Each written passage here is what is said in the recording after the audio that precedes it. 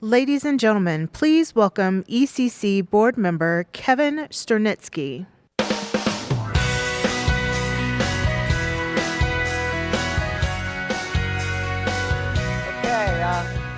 Hello, I have the pleasure of introducing Hal Gregersen. And Hal is an innovation and leadership guru. He's the executive director at MIT's Leadership Center and senior lecturer at the MIT Sloan School of Management.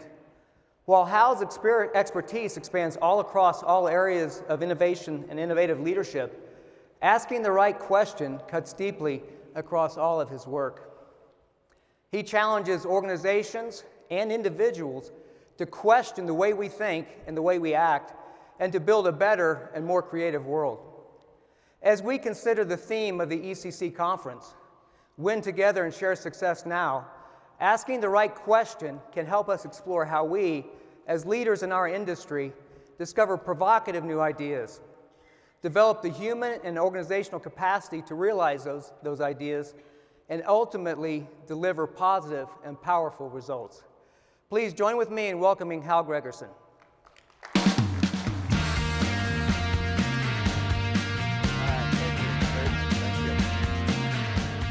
Thank you. It is a delight to be with you. I don't know about you, but frankly, I was quite sobered by the end of Peter's presentation. It really reinforced for me the future that we're all walking into. And what I've learned over the course of the last 30 years working with leaders around the world like you is that when you are operating on the edge of uncertainty, questions really are the answer. Because when you're on that edge of uncertainty, by definition, there are no answers. And so the quickest way to get there is actually by asking the right questions. And so what I'd like to share with you is first a quick story as context before we get into the content.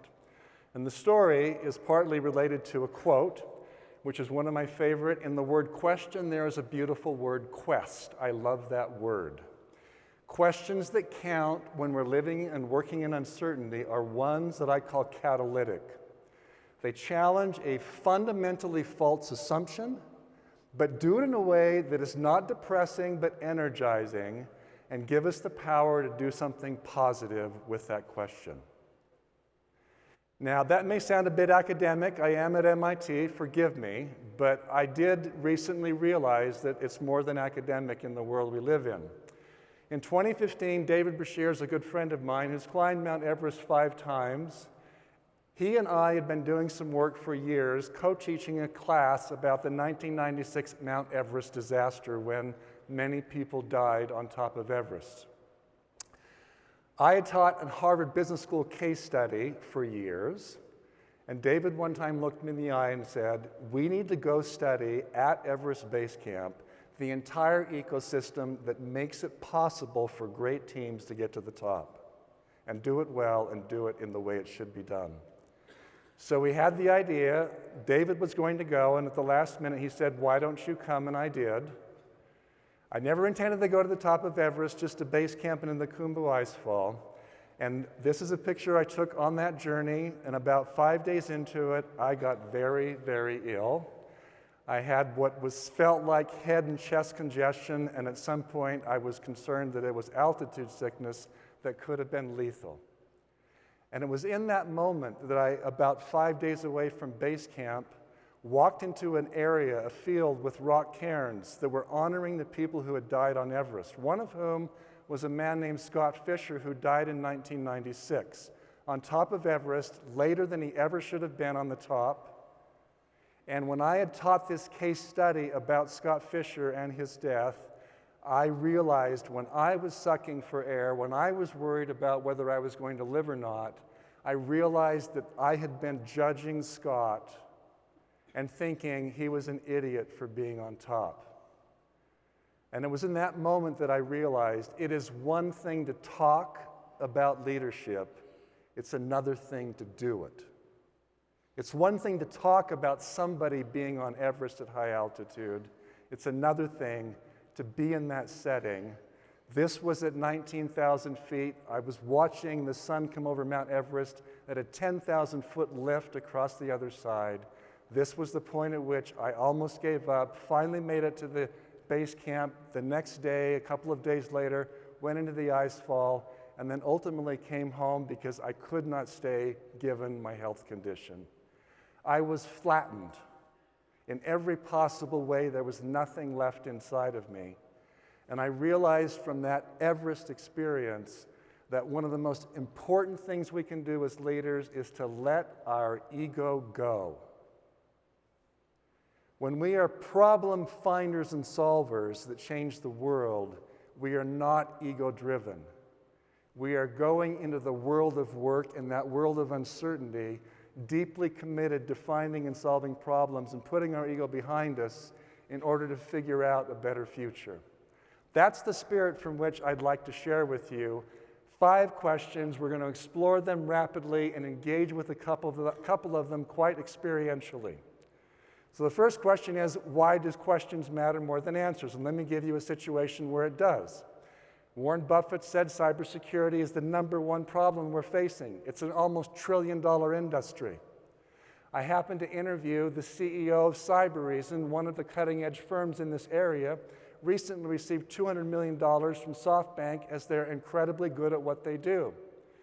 I interviewed on camera for the MIT Leadership Center Lear Div, and I asked Lear, how do you know if the bad folks are in the system when you're doing your cybersecurity work? And Lear looked at me and he laughed and he said, wrong question, Hal. And I had this awkward embarrassment. I felt a little uncomfortable. And then he said, they're already in. The real question is, where are they? Who are they? What are they doing? And deeply and fundamentally, why are they doing it?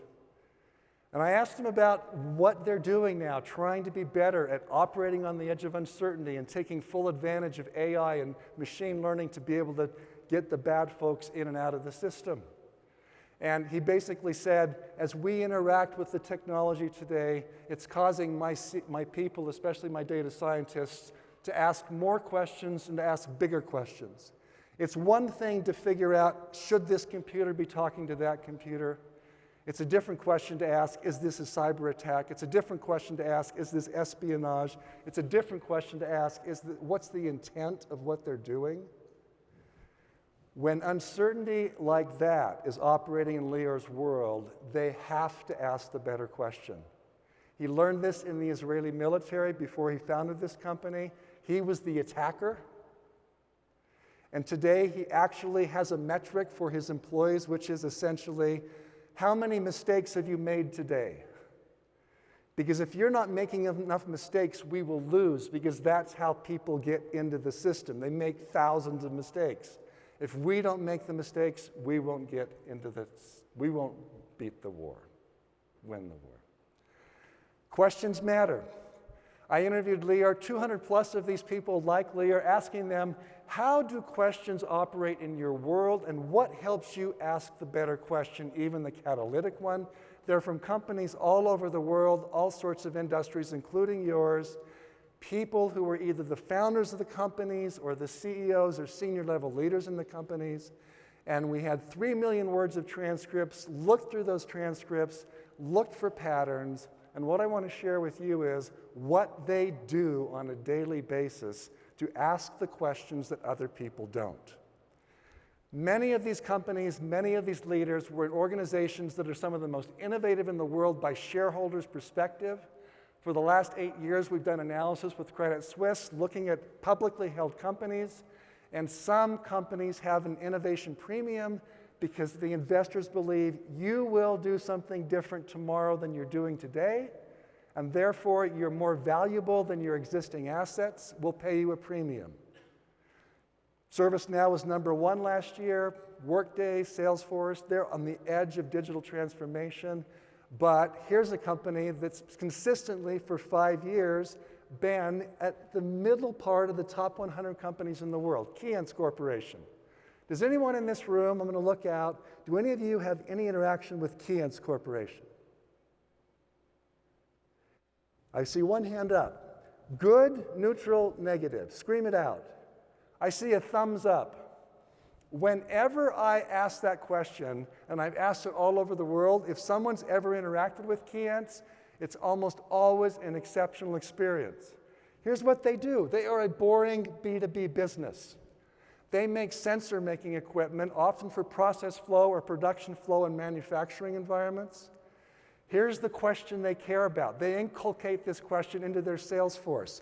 Why are we even doing this? Over and over and over. They come into a workspace and their eyes and ears are wide open. Why are we even doing this? Why are we even doing this? And when they leave the client, they then go back to a world where there are not silos. Salespeople often are at odds with the technical people, but that's not how it works at Keyence. We've got all this data about how this factory could be better. They go back to the technical people and they figure out, how could we create the perfect solution for the client? And they're not fighting over it. And that's part of what makes them so good at what they do. And what we've learned by exploring and studying these great questioners and inquisitive organizations is that innovation and inquiry is always a team sport. It only works in a collaborative space. And if that's so important, why don't we ask more questions? That's my second big question. We kind of know it, but why don't we ask more of these tough, fearless questions? I asked Walt Bettinger, the CEO of Charles Schwab, a financial services firm, what's your biggest challenge as a CEO? His instant response was a single word: isolation. People start telling you what they think you want to hear, and they stop telling you what they think you don't want to hear. He said, it started the moment I became a first-line supervisor, and it only got worse the higher I went in the organization. And I see a lot of heads going like this out there. I think you know it. This is the fundamental challenge when we're operating in a world of uncertainty. If we're operating in an isolated world, we are in deep trouble. Because isolation is the enemy of collaboration and of innovation. So let me give you a quick example. Travis Kalanick, former CEO and co-founder of Uber. You may have seen the video from which this shot is on the screen. This was when he was the CEO. He got into an Uber vehicle, was being driven to his destination. At the end of the drive, the driver started complaining about the Uber system. Asked that question that Keyence asked, why are you doing it this way? And instead of actively seeking passive data from the driver, Travis Kalanick went on the offensive, trying to defend the company and tell the driver that the system wasn't the problem, he was. It was the beginning of the end of a downfall of him, and it's part of the challenge that Uber faces even to this day. I love this quote that came from over a century ago. Power tends to corrupt, and absolute power corrupts absolutely. This is the Walt Bettinger isolation challenge.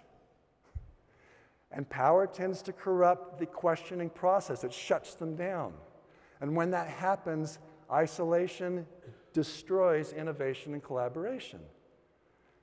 These sorts of companies, I've had firsthand experience. I've lived in Finland for 3 years, worked with Nokia on their downward spiral. I'm a photographer historically by trade. I know a lot about Kodak. You know these stories. It all happened because senior leaders maybe were aware of this word called isolation, but they weren't doing something about it. Contrast that with Walt Bettinger. If you were working with Walt, here's what he actively does to do something about it. He would ask you, if you were in my job, what would you be focusing on? What would you do differently? He even asked this question of analysts on analyst calls. Not at the beginning, he might look like an idiot, but somewhere towards the end, he's asking the analysts, what would you be focusing on? And he shuts up and he listens. He also asks anybody in the system, my biggest personal challenge is isolation. Can you help me? And then he's quiet and he pauses and he hears. And if you reported to him twice a month, you'd be doing a brutally honest report, one section of which is you're obligated, responsible to tell Walt what's broken in your part of the system. That's what I call actively seeking passive data to get out of the isolation bubble in order to get information that will help us build a better future. At the core of their brand at a financial services firm is the power of inquiry. Why would they do that? Why would a financial services company care so much about questions? Because they found out their absolute best, most profitable long-term customers do what? They ask a ton of questions. They're not passive recipients of the information from Charles Schwab. They're active. That's the point. Inquiry is the driver here, asking those questions. Go to a different industry, the transportation industry. Mary Barra grew up in Detroit, Michigan. Her father was a lifetime employee of GM. She went to a General Motors university to get her degree, and then she started to work for GM. Can you feel the isolation in that conversation? Then she goes to Stanford, I believe, to get her graduate degree when she was fairly young. And when she lands in San Francisco, she looks around and she realizes, in talking with people, nobody even knows what GM is here. And if they do, it's a negative experience. And then she said, I even saw non-domestic vehicles. It's like surprise. And then she concluded from these observations, I didn't know what I didn't know. So I'm asking you, I'm inviting you to think to yourself, what is your strategy in order to figure out what you don't know before it's too late? And if you don't have a strategy, something like what Walt Bettinger does, it can easily lead to getting blindsided. We get disrupted when we don't figure that out before someone else does. That's what's going on in this world right now. So Mary Barra is walking through a plant visit with Cynthia Ballard, who used to be the CEO of Anglo American, and here's what happens. Mary Barra notices on the assembly line an employee who had a tool that was not standard issue. The employee had figured out there's a problem, I'm going to solve it. The employee actually created this tool in order to make the thing work. Mary's a very busy person at the top of GM. She walks over and spends 20 minutes talking to this individual about the tool, why it's there, what's going on, why don't other people use it, what's happening. It's a point of data that helps her build a better future. And here's the funny thing. In Mary's world of transportation, I call it the transportation industry. 15 years ago, if you were in that industry, you would have never been using the word mobility in your boardroom meetings. Today, it's the word because transportation itself is completely reconceptualized.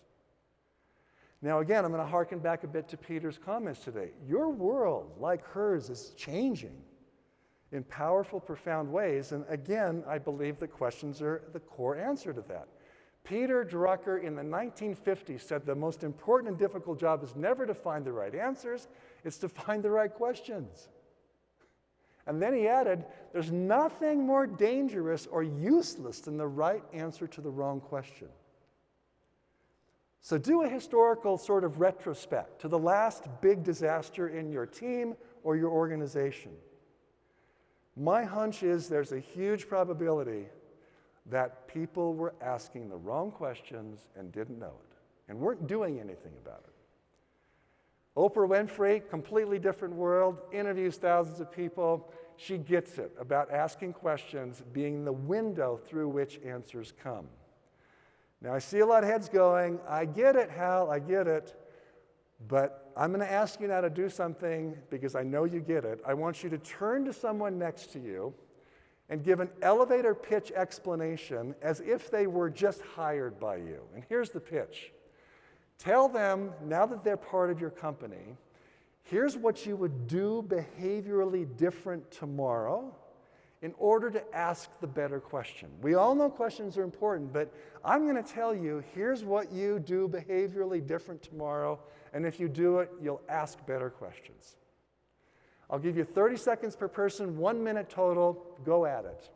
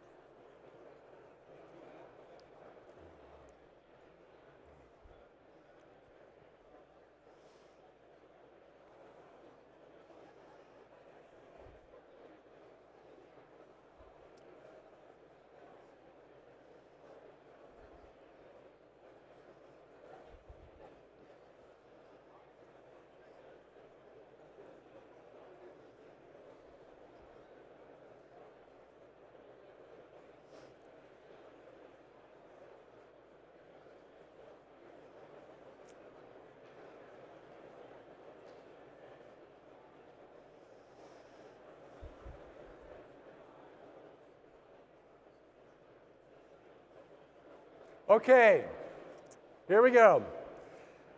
I want to see out there, so I'd like you to raise your hand. Here we go. I'd like you to raise your hand if you are highly confident in the answer you just gave. Can you look around? I see maybe a half dozen hands. That's what I see all over the world. We all intuitively know that questions matter, but we're behaviorally a bit in the dark about what do we do about it. And what I'd like to share with you now is here's how those leaders I researched and interviewed, here's what they do. Here we go. They compose and wait, which is a logic I learned decades ago as a professional photographer doing weddings and portraits when I was putting myself through college. And I'm going to give you a few photographs to illustrate the point, then make it apply to your world. Here's the photograph. I'm in Santa Fe a few years ago, downtown, taking a picture of the man on your far right, your far left, and these cars pull up. And then I go in the back of the yellow car that's really intriguing. I hunker down, and I'm taking literally 67 photos through the back window, trying to get something interesting through the front window. 15 minutes later, it's not working, and I hear a voice behind me. You might get better photos if you get inside the car. So he let me in, totally different view. Then I pulled back with a wider angle lens, and then what did I do? I waited. And about 10 minutes later, this man and woman poke their head in the window, and he says, "Do you come with the car?" That inevitable-looking picture was a 45-minute commitment to the setting. I never would have gotten the car if I'd just taken a photo from the back and walked on. The owner knew I cared about it. He let me in. I was sitting at breakfast in Hong Kong, 100th floor, beautiful sort of delivery of food going on. This was in London when we lived there in London. Compose and wait. This is North Shore of Boston where we live now. Wintertime, compose and wait. All three of those photos I just described, they were 15 to 20-minute commitments. Compose and wait. That's how inquiry works. It's the same logic. We compose conditions where we and others will surface questions that otherwise wouldn't happen. So here's Fadi Gandour, founder of Aramex. It's a company logistics firm like UPS, FedEx, and DHL around the world, but in the Middle East. Fadi's the founder, Fadi's the CEO, Fadi's rich, Fadi's fairly charismatic. Fadi's just like Travis Kalanick in a lot of different ways, structurally, position-wise. But Fadi lands in Dubai at 2 o'clock in the morning. He's got a meeting at 8 o'clock. He's traveled intercontinentally, like many of you do, and you know the deal. He's tired. What can Fadi do to actively seek passive data about his company Aramex and their effectiveness in that region?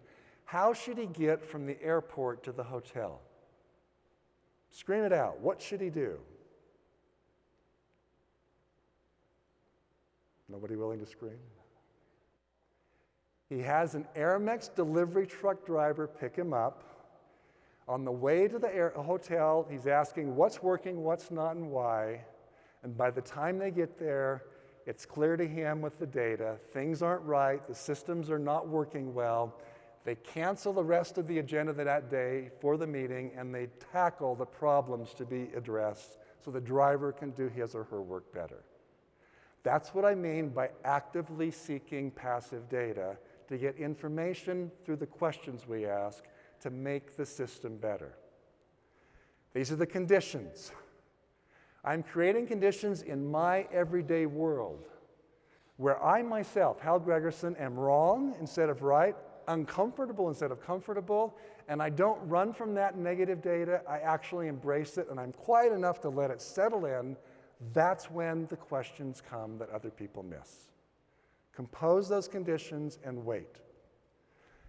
Anybody know or heard of relentless.com? If you go online and look it up, this is where you'll go, to Amazon. And that's because Jeff Bezos, who knows questions matter, When he was a young boy, he went to his grandparents' farm in Texas, and his grandfather and grandmother were out to teach intellectually smart Jeff that the world is not as smart as he thinks it is. And so they end up doing things like buying a broken down tractor in order to teach Jeff Bezos that you're smart here, but the tractor can be smarter. Anybody in here fixed their own cars before? How many times does the first fix work? That's a joke, right? It doesn't. That's what his grandfather was trying to teach him. You're going to have to try this and then try that and try this and then try that. And that's how Jeff grew up, and that's how he self-defined himself as an adult. I'm a relentless problem solver. So we'll go back to Amazon. This is my grandson. One of our son-in-laws works at Amazon. Day one, this is a reminder to them working there that it's day one, we're an entrepreneurial firm. Here we go.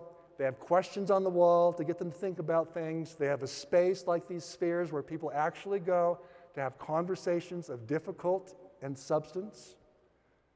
They have a process called the working backwards process where people literally, like my son-in-law, they're looking around all the time. They're trying to figure out what's working, what's not, and why. They identify something that could be better for the customer or for the organization.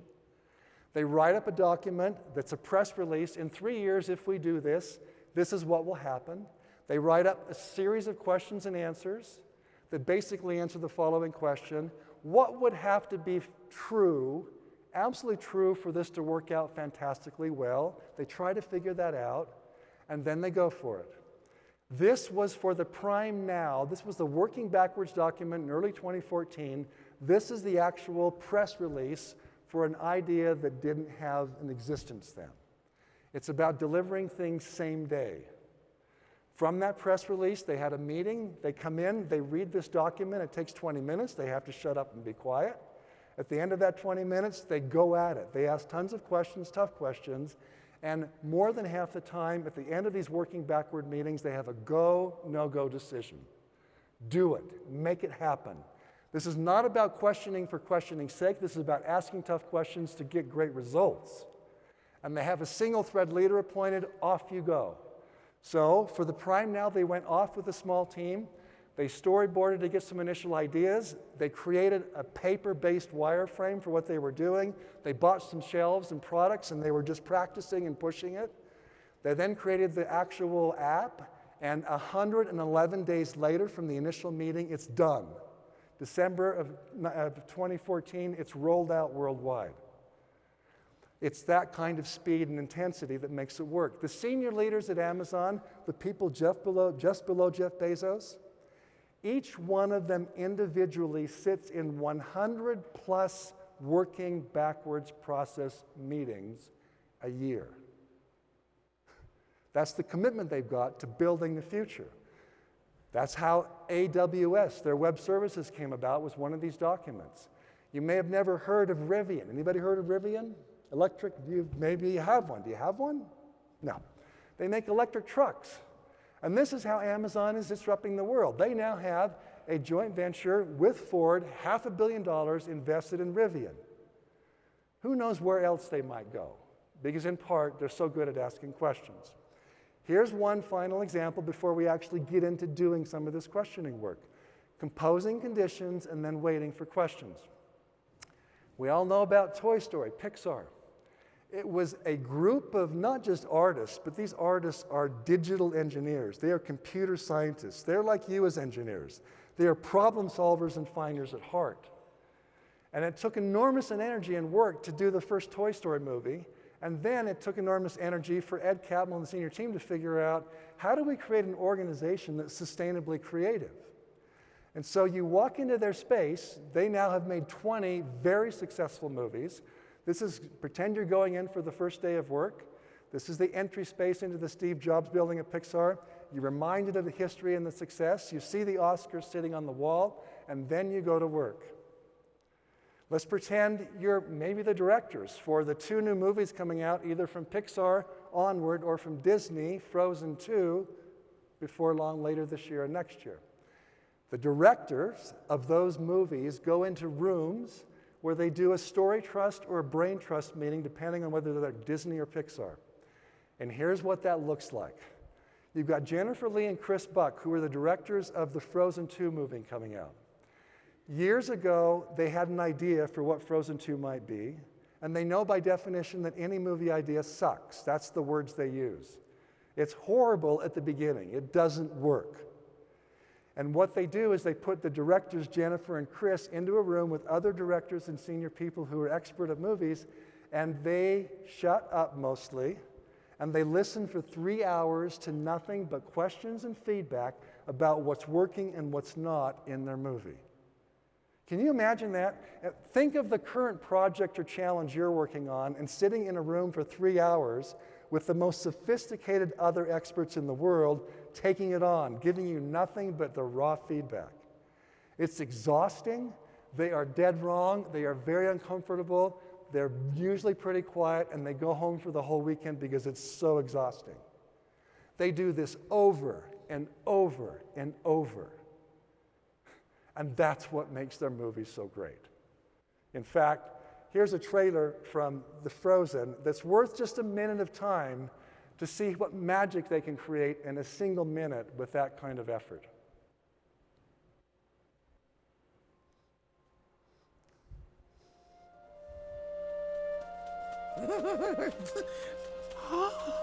Ooh, hello.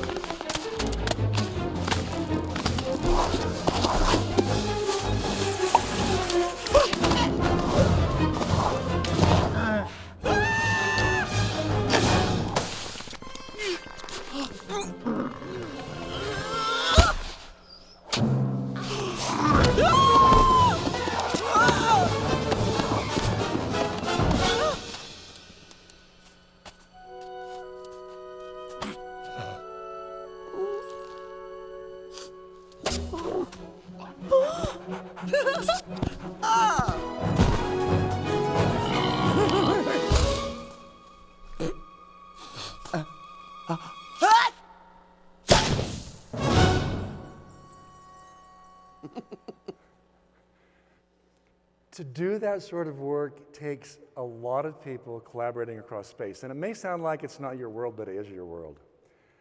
Every movie is a project. There are battles for people to get into that movie and to stay out of it. And if you're a junior, I talked with somebody who was a junior animator who just got hired by Pixar, and they said that in their university program, the department chair at the beginning of the program told all of the students in the program, there's one thing that will get you kicked out of this program instantly if I hear that you did it. They're all listening now. And the one thing is, if you have information that could help someone else find or solve a problem and you don't share it intentionally, you're out of here. Because they know there's only one way to make great movies, which is we have to share data and information across these boundaries on these projects to make it work. So, those are a couple of examples. These companies pay careful, explicit attention to creating these conditions of wrong, uncomfortable, and quiet over and over and over for even their senior people.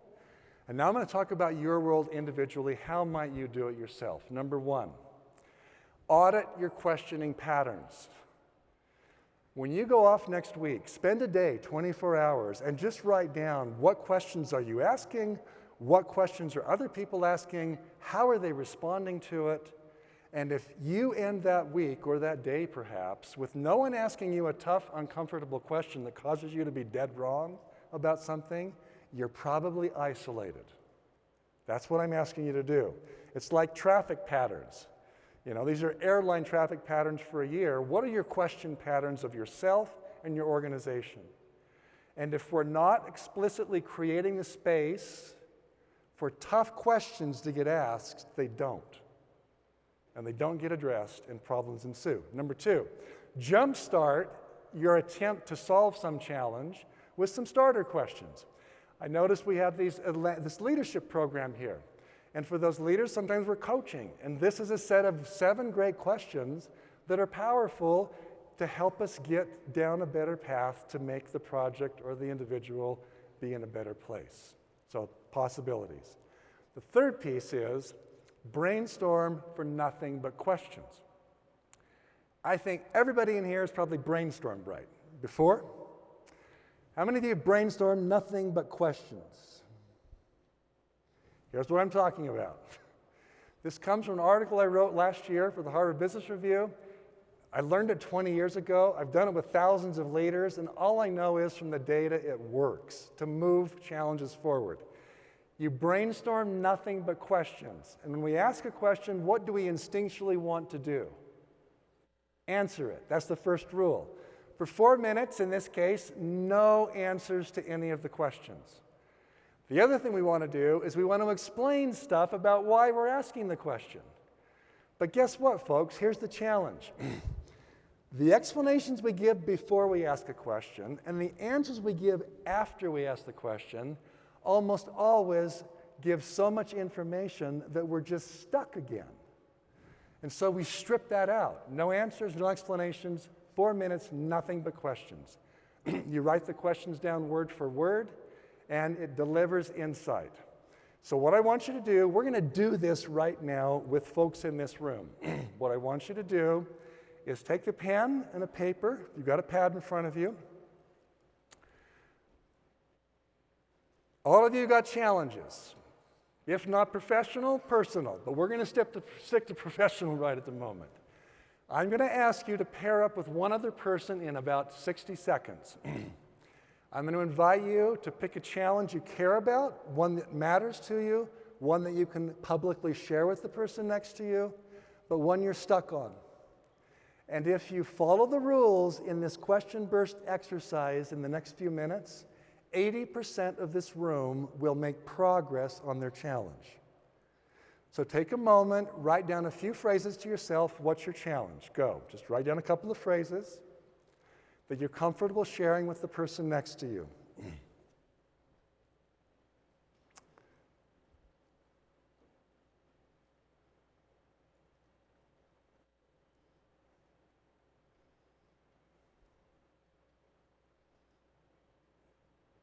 Then what I'd like you to do is write down your answer to the following question. Write down 1 or 2 words that best explain or capture how you feel emotionally about the challenge right now. It might be positive, neutral, negative. It could be excited, frustrated, I don't know. 1 or 2 words, how do you feel? Don't think about it, just write it down quickly.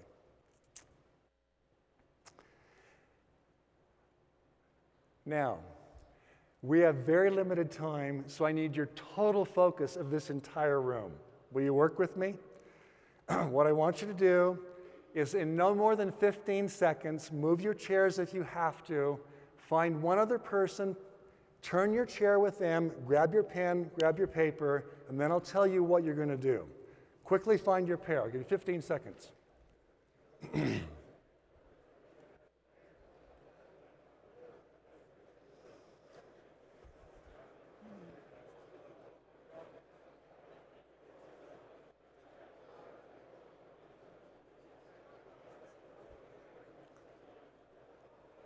Okay, everybody paired up? Are we good? Here's what we're going to do. Rules are important. The logic works. Person number 1, you're going to share your challenge in 2 minutes or less. I'm going to be the timer. If they understand your challenge in less than 2 minutes, you can start asking nothing but questions. 2 minutes, done. Then 4 minutes, nothing but questions. If you're person number 1, you get that pad, you write down all the questions word for word. What's your name? Todd? If Todd's in this pair, can Todd ask questions about his own challenge? Sure. But what's Todd's best interest? Listen, exactly. So capture all the questions. If you follow the rules, no answers, no explanations, you'll get 15 to 20 questions in 4 minutes. Okay, done. Then, person number 2, your name? Jeremy. You've got 2 minutes to explain to Todd, here's my challenge. I'm going to say stop at 2 minutes. Then 4 minutes, Jeremy, you take your paper, you write down word for word all the questions you can generate. Clear what we're going to do? Okay. Ask short questions, ask tough questions. They're the greatest gift you can give. Ask compelling ones they'll do something about. Remember the rules, no answers, no explanations. First person, 2 minutes, go.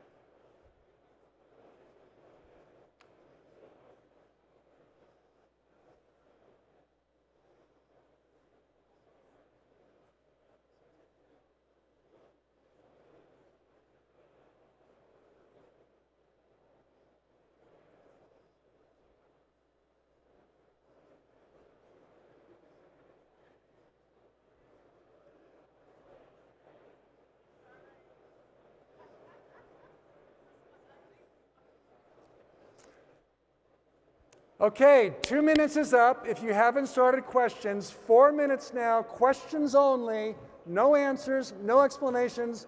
Try to get 15 or 20 questions. Go, 4 minutes.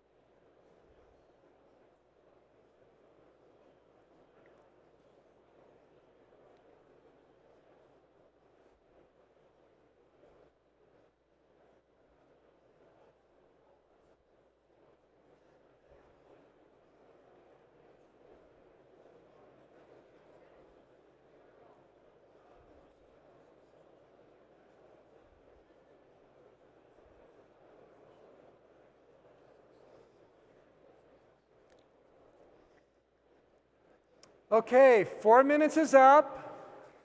Person number 2, 2 minutes. Share your challenge. Go.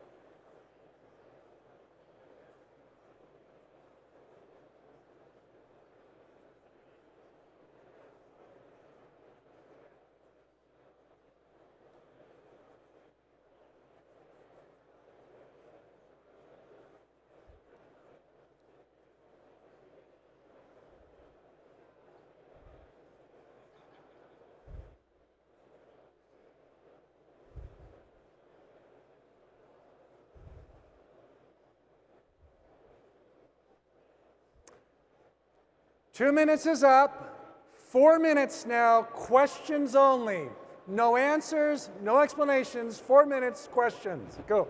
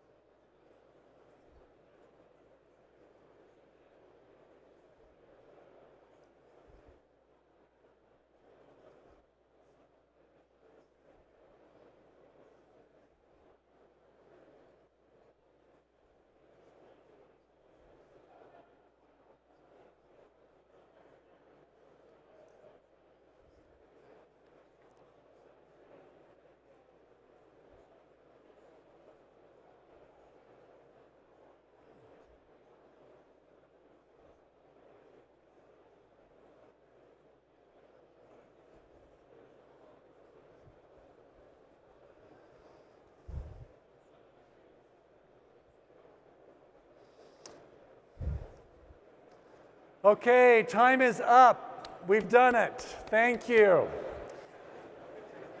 I need your attention now. Shh. Thank you. I want you to take 2 seconds. At the end of that list of questions, write down 1 or 2 words that best capture how you now feel about the challenge. Could be the same, could be different. 1 or 2 words real quickly.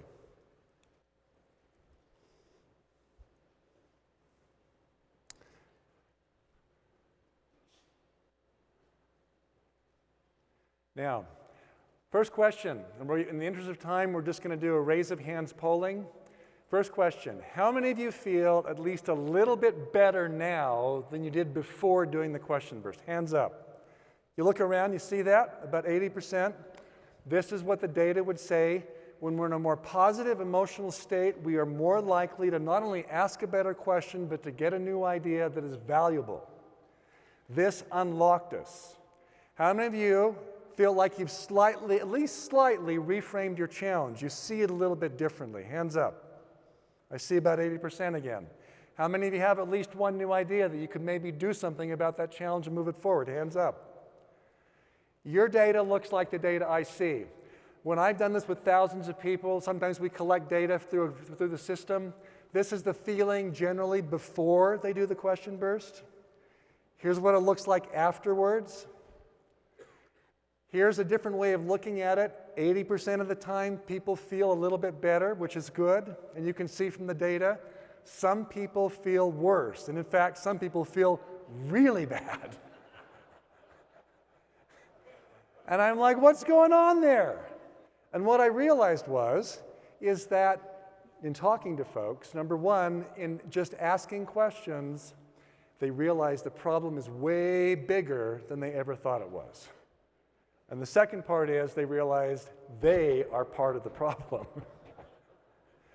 And so, from my perspective, it's better in 4 minutes that they have that bad feeling than 4 months or 4 years down the road when it's all gone off the rails.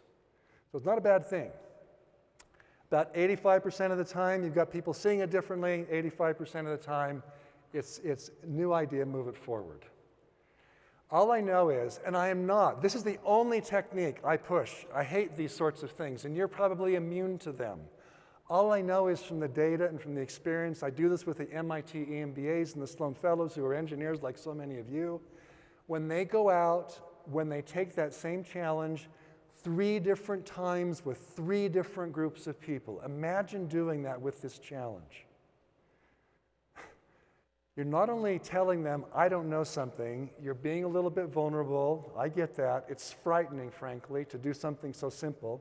But when you're inviting them into that space, asking them for those questions, it's the means by which you not only make forward progress, but they get more engaged with your challenge.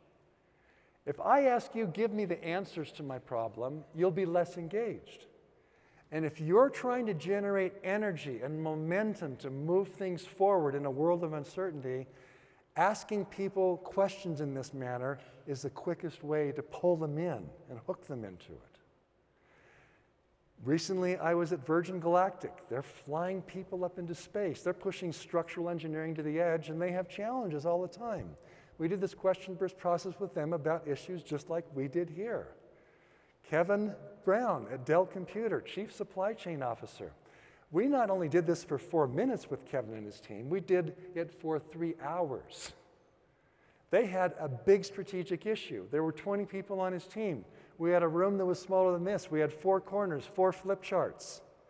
And their task at each corner was 100 questions each about the issue. And then they organized them after generating the questions in 20 minutes. Then they decided there are some subsets, and they redid it, and then they subsetted those. And they drilled it down to these are 2 or 3 questions that are worthy and compelling of our energy to go get some answers. And so this is my invitation here at the end of this conversation. My first is very simple.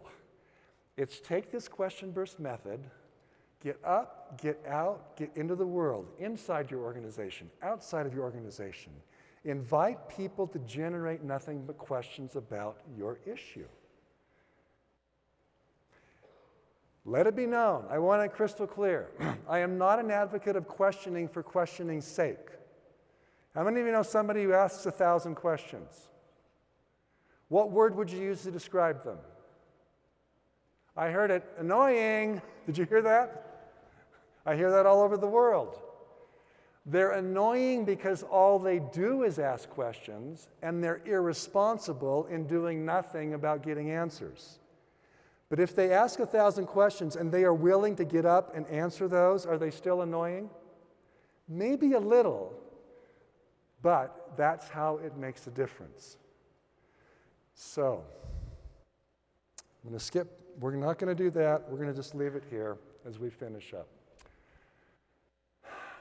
Number one, go out and do that. Number two, think of your team first and then your organization. Where and when do people ask the tough questions? Amazon had that working backwards process. Pixar has a brain trust and story trust meeting. Where and when does it happen? And I'm afraid to tell you, but I have to tell you, that if you don't have the answer to that question, those questions aren't getting addressed. And challenges persist, and at some point they'll blow up. And you and I well know it. That's the second part. The third part is behaviorally, deeply look at your own practice. Are you question-centric or answer-centric? When you invite and go into a space, what's your approach? Scott Cook, who founded Intuit, the financial service company, he's the chairman, he's the CEO. Brad Smith reports to Scott. A number of years ago, Scott would walk into Brad Smith's office, the CEO, and give him a list of 15 things, because Scott's really smart, he sees stuff. He says, Brad, here's some things we could do to make Intuit even better. And Brad would say, great, I'll do it. And then he'd put it on his list of 40 more things and try to go do it. Then, this is unusual, Intuit did 360 feedback of their senior leaders, including Scott Cook, the chairman of the board. And one of the pieces of feedback for Scott was, you know what, Scott, when you walk around Intuit and drop lists of things to do on people's desks, like Brad Smith, the CEO, guess what? It disrupts the flow enormously. It's a problem, in fact. Sometimes it helps, sometimes it hurts. So Scott took 3 years of working with an executive coach to change his approach, and here's how it works today. He sits in that meeting with the CEO, Brad Smith, says, hi, how are you doing? And then it's a single question. What are you wrestling with? And then he shuts up. And they have a conversation for 15, 30, 45, 60 minutes about what's he wrestling with. And then the final question from Scott is, how can I help? That's it.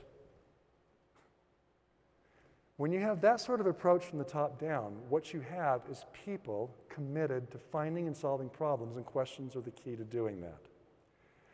I learned this long ago, and this is my final story, and then you can kick me off the stage. I learned this long ago because my father was in your world. He was initially a welder, then he was a pile driver. He worked for Raymond International. I get your world. My brother's a civil engineer. He followed those footsteps, I didn't.